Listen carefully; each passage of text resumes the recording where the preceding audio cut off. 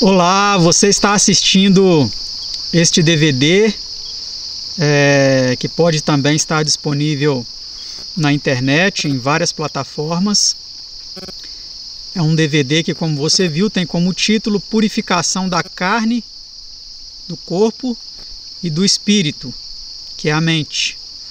E eu sou o Roberto Matheus da Costa e nós estamos aqui em meio à natureza, na região da Mata Fria, Minas Gerais, leste de Minas, entre Mutum e Aimorés, gravando esta palestra de suma importância.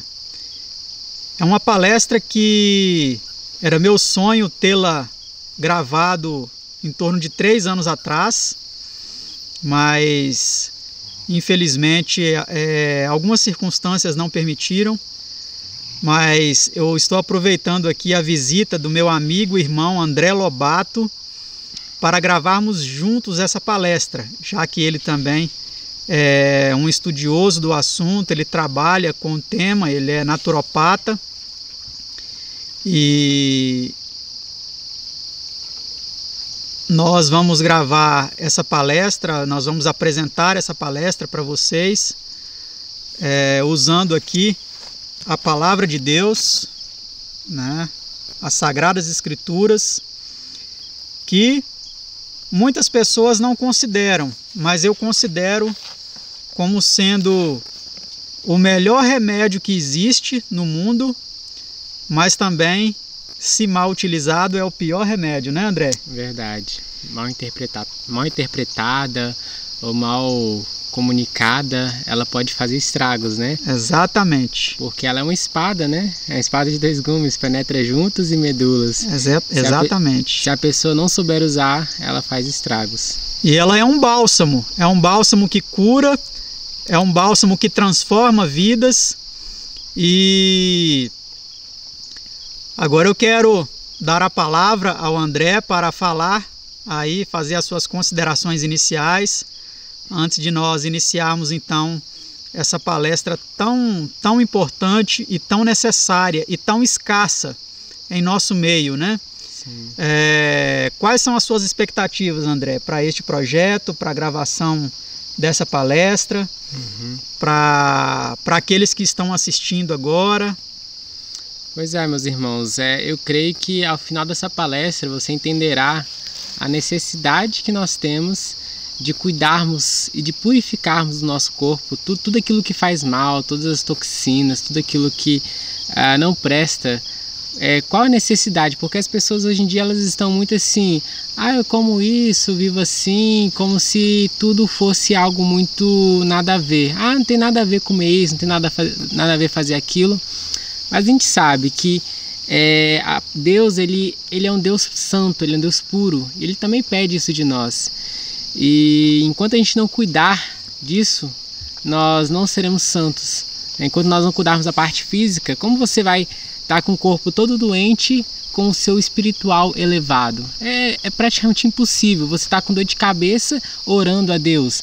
Lógico que é necessário orar a Deus mesmo na dor de cabeça, mas com raciocínio, aquela comunhão profunda, é quase impossível uma pessoa que está com dor de cabeça conseguir orar profundamente com Deus. Ou então a pessoa que está em estado terminal de doenças degenerativas, ela só sente dor, ela sente enfado, cansaço. Então é interessante a gente cuidar da nossa saúde para que possamos ter aí uma mente limpa, né, uma paz de espírito, para que possamos adorar a Deus e servir aqueles que precisam, aqueles que estão necessitados, né? Sim. Não tem como a gente servir a alguém se a gente mesmo está precisando de cura. Então a gente tem que estar curado, a gente tem que estar limpo para que Deus possa realmente falar conosco, para que possamos ser canais de bênção àqueles que nos rodeiam. Exatamente. Então nós vamos agora ler o verso central desta palestra, que agora chegou às suas mãos através desse DVD, ou que agora chegou na sua casa, no seu aparelho, e você está tendo o privilégio de assistir. O verso central é 2 Coríntios 7, verso 1, que diz o seguinte: Ora, amados, o apóstolo Paulo diz, Pois que temos tais promessas, purifiquemo-nos de toda imundícia, da carne e do espírito, aperfeiçoando a santificação no temor de Deus. Então, como nós vimos aqui neste texto, esta é uma missão que cabe a cada um individualmente. Muitas pessoas esperam que quando Jesus voltar, ele vai nos transformar e ele vai nos purificar de todo mal.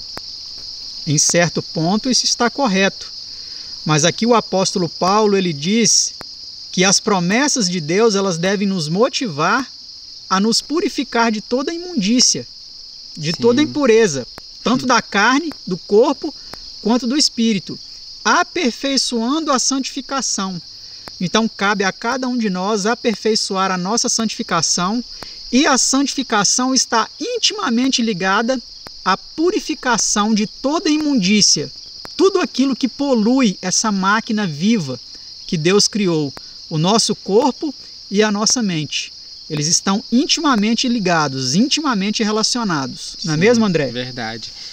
Um detalhe que eu achei interessante é, pois que temos tais promessas. Que promessa que ele está falando? Não seria de um novo céu, de uma nova terra, onde Cristo nos espera, um céu puro, um céu purificado de todo pecado, de toda imundícia. Então, se a gente almeja isso, por que não já começar essa obra, esse pedacinho do céu aqui na terra, de purificação, de renovação, né, no homem interior, sendo uma nova criatura e aperfeiçoando, né? Não é algo assim do nada, é aos poucos, é aperfeiçoando a santificação. Não é, a gente não sobe do nada, de um degrau lá embaixo para o outro lá em cima. Né? Assim é qualquer reforma que formos fazer em nossas vidas. Muitos são radicais ao extremo de querer estar em um ponto e já ir para o 100%. Não é assim. Né? Deus ele é um Deus de paciência, calma. Também devemos ter essa calma. E paciência com os outros, né? Que vamos falar, às vezes a gente não deixa o outro evoluir, porque quer que o outro seja muito rápido, aí o outro acaba tropeçando e desiste na caminhada. Então, tudo isso é necessário que nós aprendamos. Isso. E já que o André tocou no ponto, eu quero ler os versos anteriores aqui do capítulo 7 de 2 Coríntios, do versículo 14 ao 18, diz assim: Não vos prendais a um jugo desigual com os infiéis, porque que sociedade tem a justiça com a injustiça? E que comunhão tem a luz com as trevas? E que concórdia há entre Cristo e Belial? Ou que parte tem o fiel com o infiel? E que consenso tem o templo de Deus com os ídolos?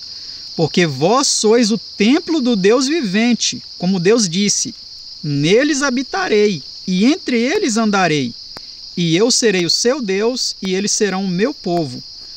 Verso 17: Por isso, saí do meio deles e apartai-vos, diz o Senhor, e não toqueis nada imundo, e eu vos receberei, e eu serei para vós pai, e vós sereis para mim filhos e filhas, diz o Senhor Todo-Poderoso. Então, para ser filhos e filhas de Deus, André, existe uma condição? Sim, sim. Qual é essa condição que nós vimos aqui? Se apartar, né? Muitos acham... Separar do que nos polui. Contamina. Estar aqui no campo, por exemplo, é um desses exemplos, é uma dessas condições. Sair do meio deles, das cidades, ir para o campo, respirar um ar puro, tomar uma água pura, né? Sim. Muitos acham que todos nós somos filhos de Deus porque nós fomos criados por Deus. Mas, na verdade, quando pecamos, nós nos tornamos reféns do pecado e filhos de Satanás, como Jesus mesmo diz com os fariseus, né? Vós sois filhos do diabo, porque fazeis a sua vontade. Então, nós só somos filhos de Deus quando realmente nos tornamos uma nova criatura. Porque aí Cristo nos adota como irmãos e nós fazemos parte aí da família celestial. Exatamente. André, lê o próximo texto aí da nossa palestra, que já aparece aí na sua tela, para você acompanhar conosco. Isso, em 3 João, versículo 2. Amado, desejo que te vá bem em todas as coisas e que tenha saúde, assim como bem vai a tua alma. Linda promessa, né? É um desejo que nós temos para com o nosso ouvinte, né? Com o nosso próximo aqui. Então, você também que está ouvindo, né, que você deseje também a saúde, né, não só espiritual como física, não só física como espiritual. Exatamente. Né, para os outros. Exatamente. Então aqui João ele está intimamente relacionando a saúde espiritual com a saúde física. De que adianta nós falarmos que queremos buscar a Deus e fazer a vontade de Deus, e muitos até afirmam, não, eu sou filho de Deus, eu tenho fé, eu faço a vontade de Deus, mas não está se preocupando com a própria saúde, não está se preocupando em manter essa máquina, esse templo do Espírito Santo. Muitas vezes se preocupa mais com o templo físico onde se reúne do que com o templo do corpo humano, que é onde Deus quer habitar por meio do Espírito de seu Filho, né? Então é muito importante nós sempre termos isso em mente. Então, a partir de agora, feita essa introdução, nós vamos abordar alguns textos bíblicos que vêm então falar a respeito de questões delicadas a respeito da alimentação, a respeito do que comemos, a respeito do que bebemos, a respeito do estilo de vida que promove ou não promove a saúde. Porque muitas pessoas usam alguns textos da Bíblia para dizer que nós podemos viver uma vida desregrada, uma vida livre para comer o que queremos, para beber o que queremos, e isso não vai fazer e não vai ter nenhuma influência na nossa vida.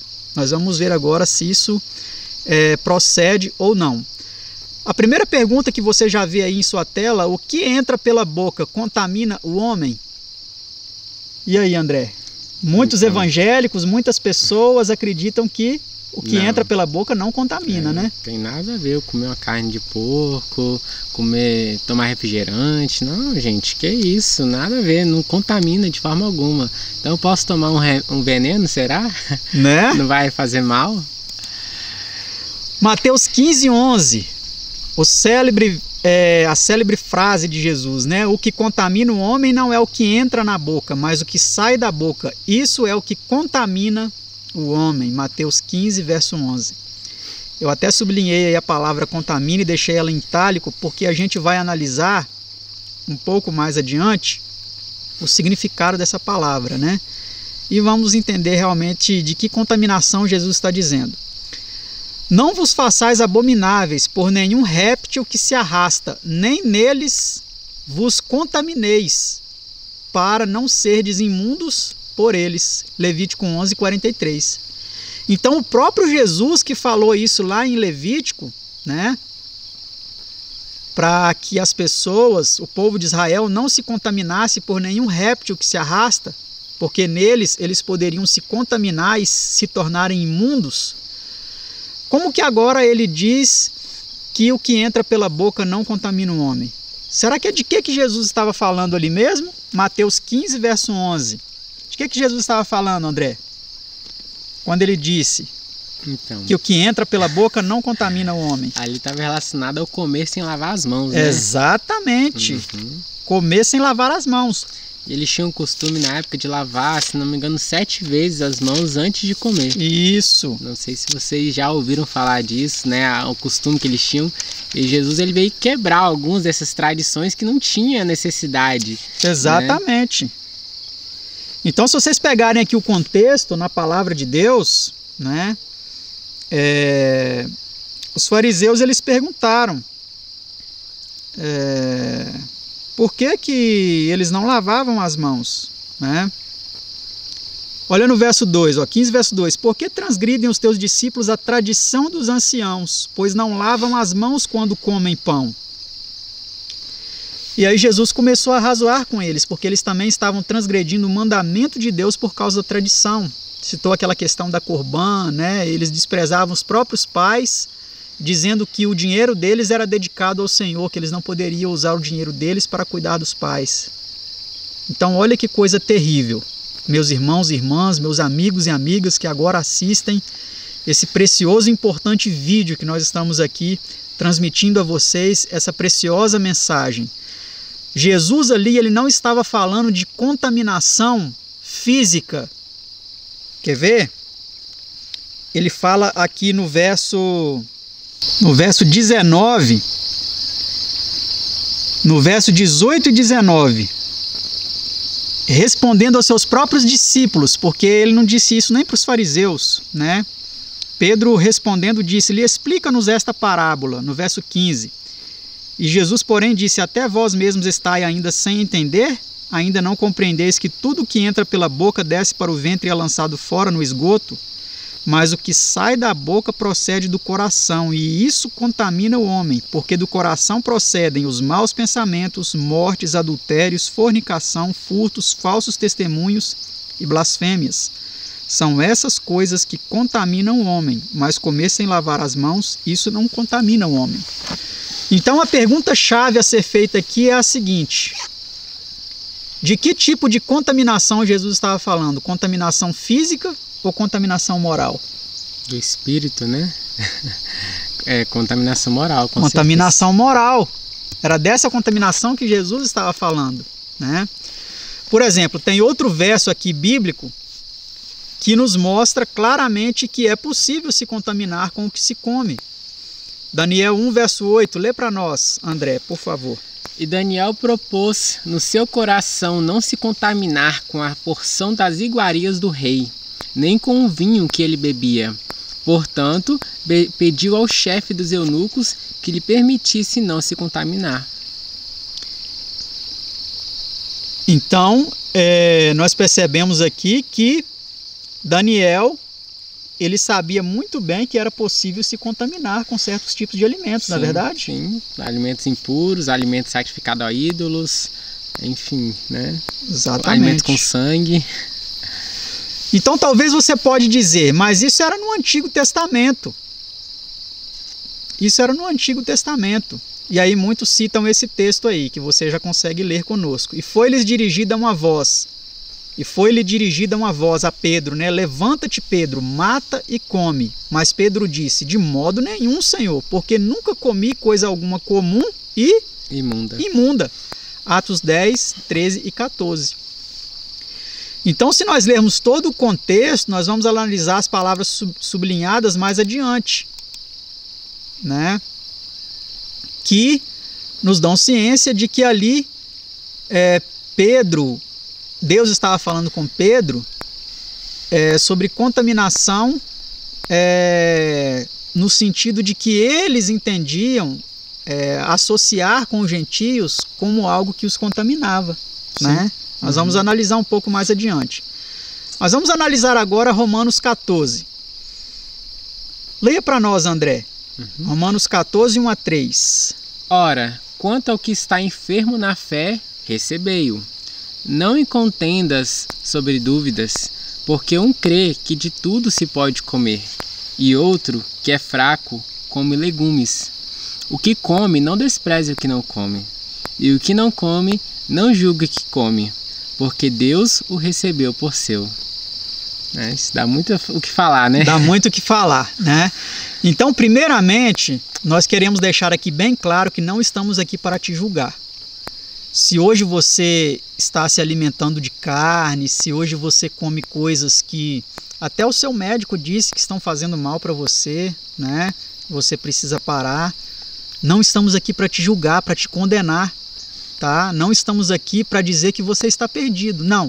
O nosso objetivo aqui é procurar apresentar de forma mais ampla esse assunto para você, para que você compreenda e para que o Espírito de Deus atue na sua mente, na sua vida, te convencendo do que você deve fazer. Exato. Não é eu, não é o André que vamos te convencer de nada. Nós vamos apenas apresentar o assunto a você. E a decisão, quem vai tomar é você. Né, André? Propõe de você a vida e a morte. Isso. A bênção e a maldição. Exatamente.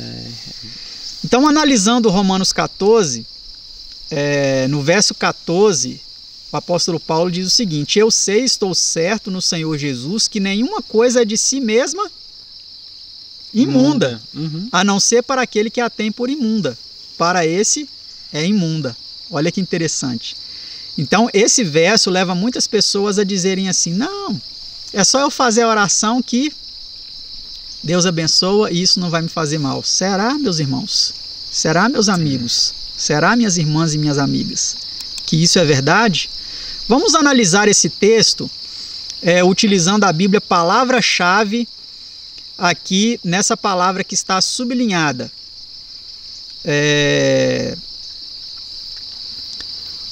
O texto, ele diz que quem é fraco come o quê? Legumes. Quem é fraco come legumes. Vamos ver o que significa essa palavra fraco, 770, a referência. A palavra fraco, ela é do grego astêneo, e ela significa estar debilitado em qualquer sentido, estar adoentado, pessoa impotente, estar doente, estar ou ser feito fragilizado. Ela é derivada de uma outra palavra, asthenes, que significa sem força, impotente, doente, não ter forças, estar enfermo, fraco, frágil. E aí nos dá 3 definições: ser fraco, e aí os textos bíblicos. A segunda, de modo mais específico, estar com enfermidade física, isto é, estar doente, sofrer de alguma doença ou das suas consequências. E terceiro, em sentido figurado no que diz respeito à mente, estar com a mente fragilizada, desanimado, tímido, por hebraísmo implicando falta de firmeza e decisão mental, ter a mente fraca, hesitar, vacilar, referindo-se às pessoas cujas mentes estão perturbadas. E aí cita Romanos 14, 2 e 21, que é o texto que nós estamos analisando, e 1 Coríntios 8, 9, 11 e 12. Outro sim, estar fraco, não fundamentado na fé, Romanos 4, 19, ou na opinião, Romanos 4, 1. Então essa palavra fraco aqui, ela não quer dizer que é uma pessoa que come legumes e esses legumes vão fazer ela ficar fraca. Porque tem muita gente que pensa assim, André, se eu comer só legumes eu vou ficar fraco, eu tenho que comer carne, não é verdade? Só que aqui qual é o contexto? É uma fraqueza de uma insegurança que a pessoa não sabia se aquela carne tinha sido o quê? Sacrificada aos ídolos. Ele tinha essa insegurança, essa incerteza. Então era uma fraqueza de incerteza, de insegurança. Era uma fraqueza mental, como a definição aqui está nos dizendo, né? Outro detalhe que a gente pode ressaltar é que Daniel não ficou fraco Pelo comendo contrário. só legumes. E que na verdade a palavra legumes, ela, se a gente for olhar a origem ali, ela está relacionada a todo o alimento que Deus deu no Éden, né? Que eram as nozes, frutas, castanhas, né? Legumes, como a gente imagina, né? Fazer uma sopa de legumes, não é esse tipo de legumes, é todo o alimento em geral, né? Exatamente. Esse texto que você já pode acompanhar conosco aí, Romanos 14, 1 e 2, diz: ora, quanto ao que está enfermo na fé, recebei-o, não em contendas sobre dúvidas. Lê o verso 2, André, para nós. Porque um crê que de tudo se pode comer, e outro que é fraco come legumes. Tá vendo aí? Então aí está falando de uma fraqueza, no caso mental, uma insegurança. Devido a carnes sacrificadas a ídolos. Ali não está fazendo distinção de animais limpos e imundos. O capítulo 14, vocês podem ler o capítulo todo, ali não está falando de distinção de animais limpos e imundos, mas de carnes sacrificadas a ídolos. Tem a questão também que a gente pode analisar que Paulo, ele explica, né, que assim, tudo que não provém de fé é pecado. Tudo que não provém de fé então, é pecado. Se a pessoa não tinha fé que o ídolo nada é no mundo, que não tinha poder, né, que aquele mesmo que fosse sacrificado aos ídolos não tinha poder para danificar-nos, não podia comer. Então vamos analisar agora o verso 14, que nós lemos anteriormente. Ele diz: eu sei e estou certo no Senhor Jesus que nenhuma coisa de si mesma imunda. A palavra aí ela está até sublinhada, né? Como aparece no texto aí da Bíblia, palavra-chave, a referência 28:39. A não ser para aquele que a tem por imunda, para esse é imunda. Vamos analisar a palavra imunda? A referência é 28:39.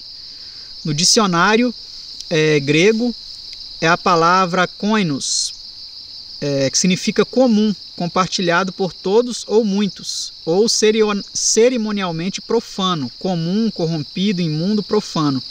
Adjetivo com o significado de comum, particularmente algo que pertence de igual maneira a todos, referente à fé comum de todos e à salvação comum de todos. Definição 2. No sentido levita, algo não permitido pelos preceitos mosaicos e por isso comum. isto é, não sagrado. Consequentemente, o mesmo que cerimonialmente imundo, profano, impuro. Modo figurado, impuro, profano, não consagrado. Derivado de koinó, tornar comum, imundo. Koinonos, um companheiro, parceiro, participante. Então nós vemos aí que essa palavra imunda, ela pode ter vários significados além do significado de imundícia física, vamos dizer assim. Podia ser uma imundícia cerimonial, né? Podia ser algo tratado como comum, né? Esse é o significado dessa palavra imunda. Vamos agora analisar aqui o significado da palavra limpo, a referência 25:13. Então vamos ler aí Romanos 14, versículo 20 ao versículo 23. Não destruas por causa da comida a obra de Deus. É verdade que tudo é limpo, mas mal vai para o homem que come com escândalo. Bom é não comer carne, nem beber vinho, nem fazer outras coisas em que teu irmão tropece, ou se escandalize, ou se enfraqueça. Tens tu fé? Tenha em ti mesmo, diante de Deus. Bem-aventurado aquele que não se condena a si mesmo naquilo que aprova, mas aquele que tem dúvidas, se come, está condenado, porque não come por fé, e tudo que não é de fé é pecado. Aí? Então vamos ver agora o significado da palavra limpo, que Paulo disse lá que tudo é limpo. E aí eu quero te fazer a seguinte pergunta: se uma carne ela está estragada, você vai comer? Ela é limpa? Tá podre. Se uma carne cair no chão, vamos supor que você comprou a carne, você está andando com a carne, perto da sua casa tem um valão, tem um esgoto, e na hora que você vai atravessar uma pinguela, a sacola estoura e a carne cai lá no esgoto. E aí você vai falar assim: eu paguei caro, eu vou pegar, vou lavar e vou fazer. Você tem coragem? Tudo é limpo? Tudo é limpo? Vamos ver o significado da palavra limpo, 25:13. Ela vem do grego cátaros, de origem incerta, limpo, literal ou figurado. Limpo, claro, puro, adjetivo que significa limpo, puro em um sentido natural, algo que não está sujo, que está misturado. Que não está misturado, particularmente usado de modo figurado no sentido levítico, indicando lícito, não proibido. Metaforicamente, limpo, puro em um sentido moral, isto é, sem culpa, inocente, sincero, justo, livre do mal. Então, essa palavra limpo, ela pode dar a ideia de algo metaforicamente limpo, em um sentido moral, sem culpa, algo inocente.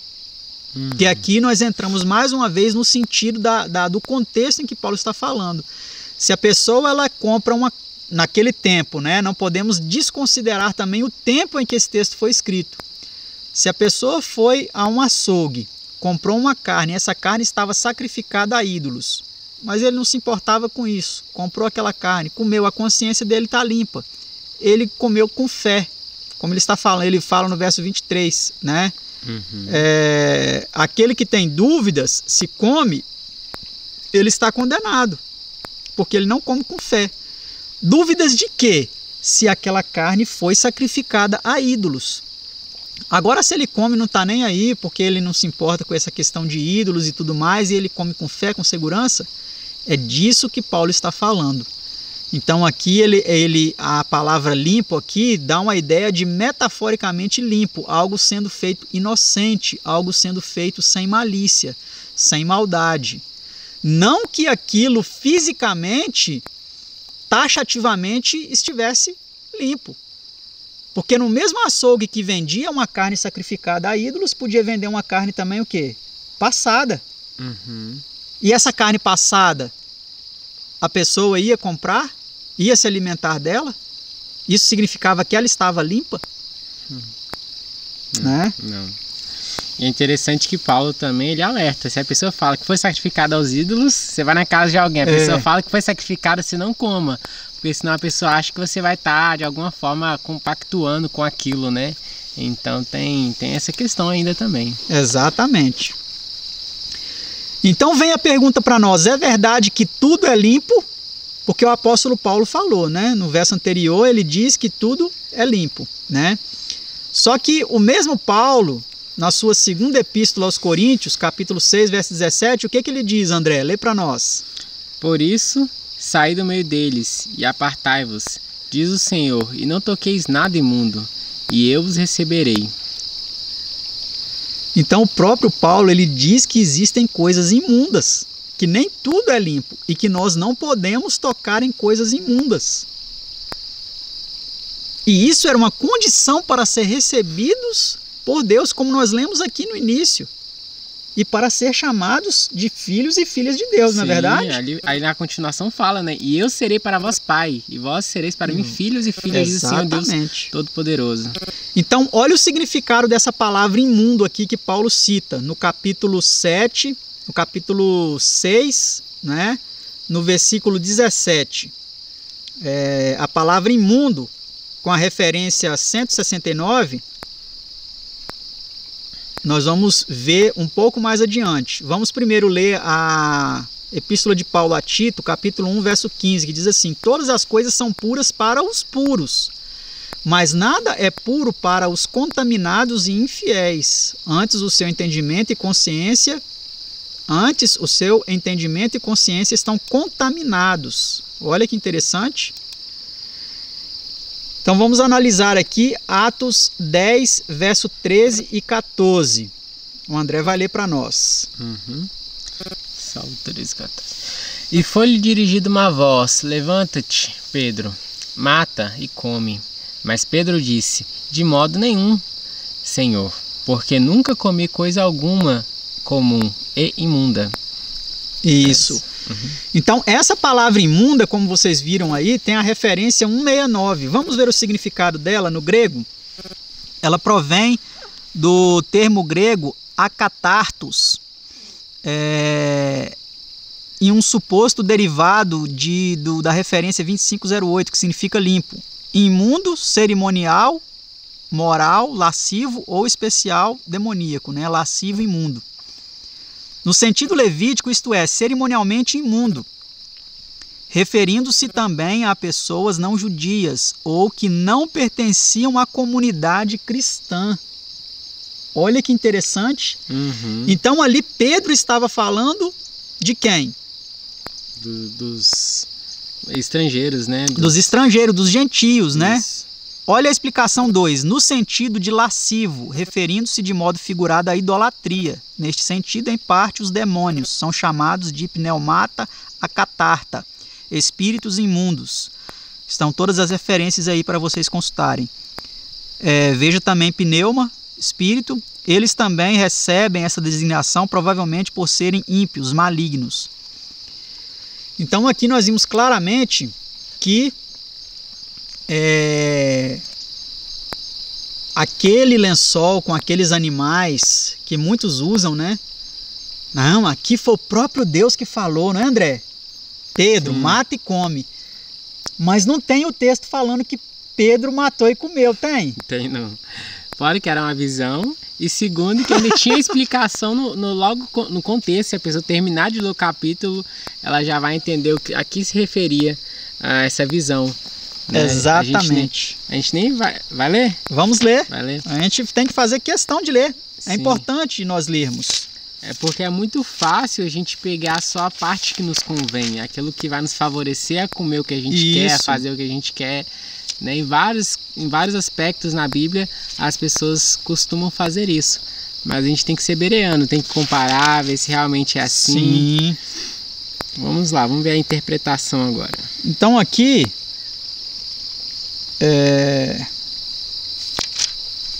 diz assim, e foi-lhe dirigida uma voz: levanta-te, Pedro, mata e come. Mas Pedro disse: de modo nenhum, Senhor, porque nunca comi coisa comum e imunda.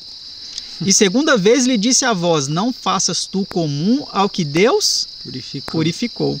E aconteceu isso por 3 vezes, e o vaso tornou a recolher-se do céu. Recolher-se ao céu. Então, essa visão foi uma visão. O texto, se nós lermos aqui, não vai mostrar em nenhum momento ele matando alguns desses animais literais, porque os da visão não dava mesmo para ele matar, né? Era uma visão. O texto, o capítulo inteiro, a Bíblia inteira não mostra nenhum deles matando esses animais imundos e comendo. Agora, olha que interessante aqui, o que o próprio Pedro disse sobre a reunião dele com aqueles gentios, com Cornélio e a sua família.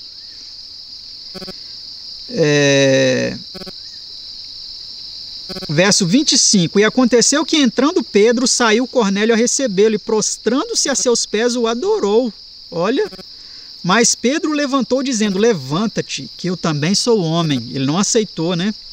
E falando com ele, entrou e achou muitos que ali se haviam ajuntado, e disse-lhes: vós bem sabeis que não é lícito a um homem judeu ajuntar-se, ou chegar-se a estrangeiros, mas Deus mostrou-me que a nenhum homem chame comum e imundo. Olha que interessante, meus amados. E aqui na minha Bíblia, por incrível que pareça, na minha Bíblia, as duas referências estão uma do lado da outra. O verso 15, e segunda vez lhe disse a voz: não faças tu comum ao que Deus purificou.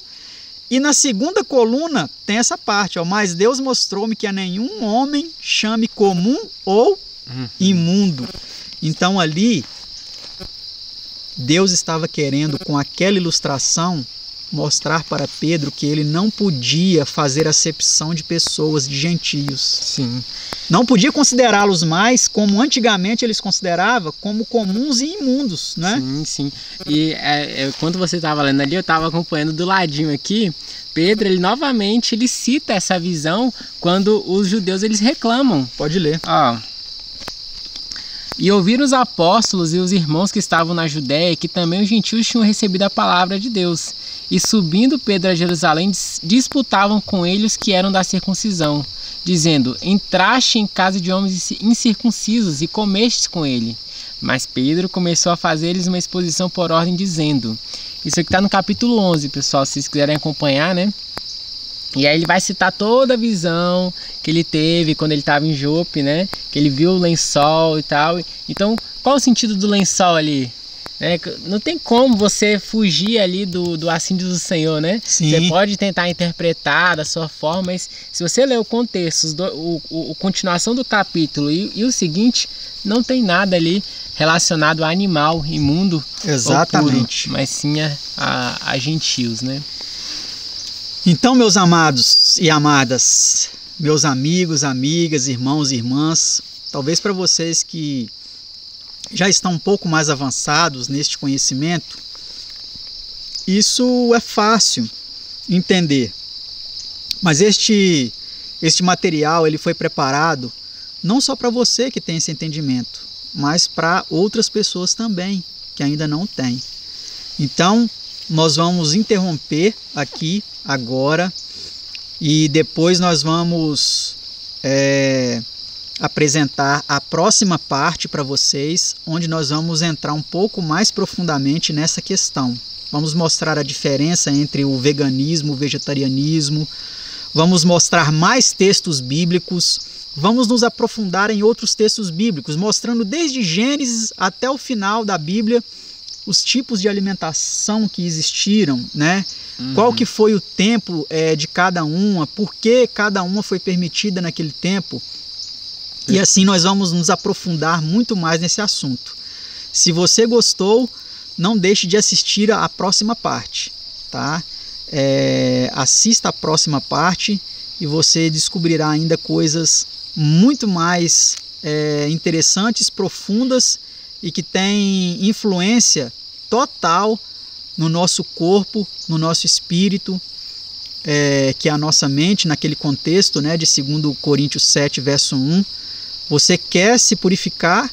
Você quer alcançar as promessas de Deus para a sua vida? Talvez você tenha lutado e não tenha alcançado muitas coisas porque talvez você ainda não se preocupou em se purificar, tanto no seu corpo, no físico, quanto na sua mente. Então, não deixe de assistir com bastante atenção o que nós preparamos para você. Muito obrigado, pessoal, e até daqui a pouco. Exatamente. Deus abençoe a todos. Que Deus abençoe a todos, que a graça e a paz de Deus, nosso Pai, de nosso Senhor e Salvador Jesus Cristo continue conosco. Amém. E até daqui a pouco.